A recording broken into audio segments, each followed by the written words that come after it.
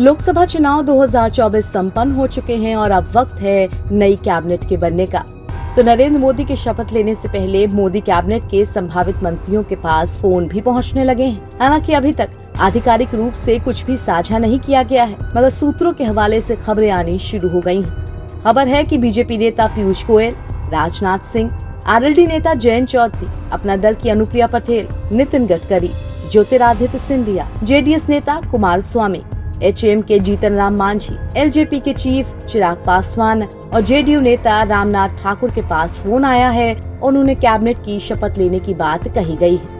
बता दें कि चिराग पासवान की पार्टी एलजेपीआर ने बिहार में 5 सीटों पर चुनाव लड़ा था और 5 पर ही जीत हासिल की। चिराग खुद हाजीपुर से चुनाव जीते, वहीं नितिन गडकरी भी नागपुर से चुनाव जीतकर संसद पहुंचे हैं। गडकरी लगातार 2 बार मोदी सरकार में मंत्री रहे हैं, वहीं जेडीयू सांसद रामनाथ ठाकुर राज्यसभा के सदस्य हैं। अब बात अनुप्रिया पटेल की।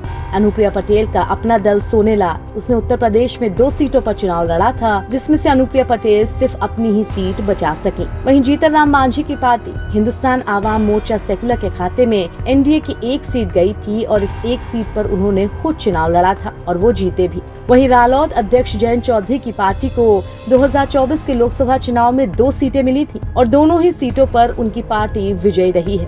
वहीं जयंत चौधरी खुद राज्यसभा सांसद हैं। उम्मीद जताई जा रही है कि ब्राह्मण चेहरे के रूप में जितिन प्रसाद को भी शामिल किया जा सकता है। इसके अलावा पश्चिम यूपी से दलित चेहरे के रूप में एसपी सिंह बघेल रिपीट हो सकते हैं। वहीं नए चेहरे के रूप में जाटव समाज के अरुण सागर को जगह मिल सकती है। इस बार उत्तर प्रदेश से बीजेपी के 33 और एनडीए के कुल 36 सदस्य जीते हैं। ऐसे में हरियाणा, महाराष्ट्र जैसे चुनावी राज्यों को प्राथमिकता देते हुए यूपी का प्रतिनिधित्व कुछ घटने की संभावना है, क्योंकि यहाँ से संख्या बल भी घट चुका है। ब्राह्मण कोटे से 2 मंत्री चुनाव हारे हैं।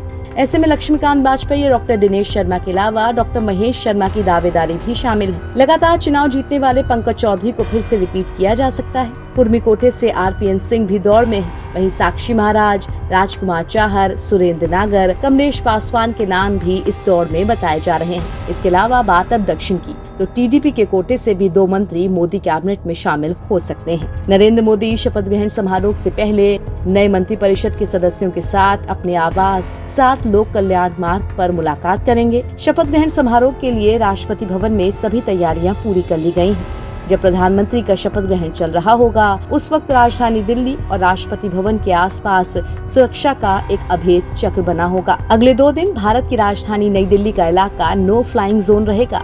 दिल्ली पुलिस के 3000 जवान, अर्धसैनिक बलों की 15 कंपनियां, एनएसजी, एसपीजी और इंटेलिजेंस विंग के अधिकारियों की तैनाती भी की गई है। शाम 5 बजे से मेहमानों का राष्ट्रपति भवन पहुंचने का सिलसिला शुरू हो जाएगा। शपथ ग्रहण 7:15 बजे पर होगा। एनबीटी ऑनलाइन की रिपोर्ट।